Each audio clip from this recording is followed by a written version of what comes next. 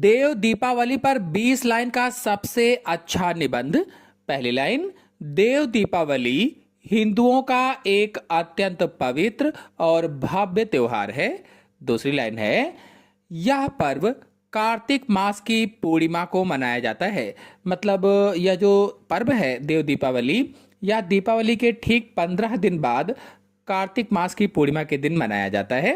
फिर अगला पॉइंट है, यह उत्सव उत्तर प्रदेश के वाराणसी में गंगा घाटों पर बड़ी धूमधाम से मनाया जाता है। यानी उत्तर प्रदेश में जो काशी है, काशी के गंगा घाटों पर बहुत ही धूमधाम के साथ यह उत्सव मनाया जाता है।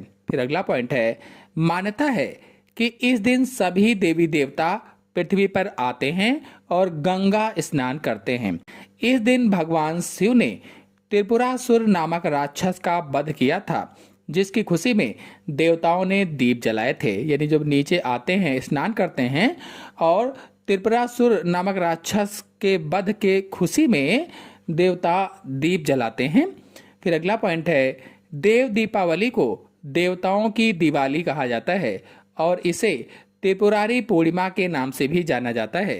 यानी देव दीपावली को देवताओं की दिवाली भी आप कह सकते हो और इसे ही त्रिपुरारी पूर्णिमा के नाम से भी जानते हैं। अगला पॉइंट है, देव दीपावली के दिन काशी के सभी गंगा घाटों को लाखों मिट्टी के दिए से सजाया जाता है।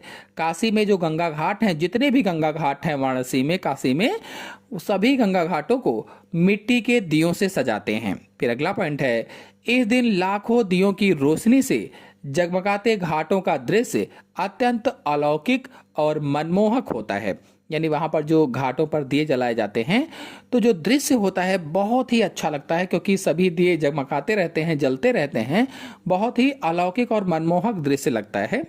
फिर अगला पॉइंट है, भक्त और पर्यटक इस अद्भुत नज़ारे को देखने के लिए देश विदेश से वाराणसी आते हैं। यानी जो भक्त हैं, जो दूर दूर से पर्यटक आते हैं इस नज़ारे को देखने के लिए, तो बहुत दूर दूर से आते हैं लोग, देश विदेश से आते हैं इसको देखने के लिए। फिर अगला पॉइंट है, इस दिन भक्तगण गंगा में आस्था की डुबकी लगाते हैं, जिसे कार्तिक स्नान कहा जाता है। फिर अगला, धार्मिक मान्यता है कि कार्तिक स्नान करने से पाप धुल जाते हैं और सुख समृद्धि मिलती है। फिर अगला पॉइंट है, लोग अपने घरों और मंदिरों को भी दियों, मोमबत्ती और रंगोली से सजाते हैं।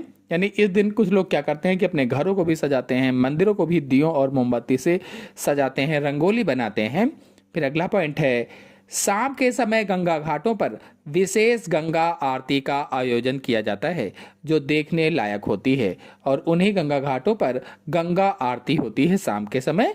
फिर अगला पॉइंट है, इस आरती में मंत्रोच्चारण, घंटियों की ध्वनि और दीपों की जगमगाहट एक दिव्य वातावरण बनाती है। फिर अगला पॉइंट है, देव दीपावली पर दियों को नदी में प्रवाहित करने की परंपरा भी है, जिसे दीपदान कहते हैं। यानी लोग इस दीपावली में, देव दीपावली में नदी में दियों को भी प्रवाहित करते हैं, जिसे दीपदान कहा जाता है।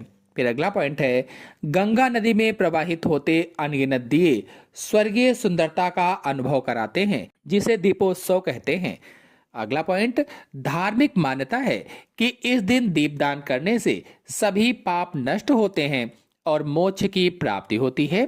18 नंबर पॉइंट है, यह पर्व भारतीय संस्कृति और धार्मिक आस्था का प्रतीक है, जो विश्व भर के लोगों को आकर्षित करता है।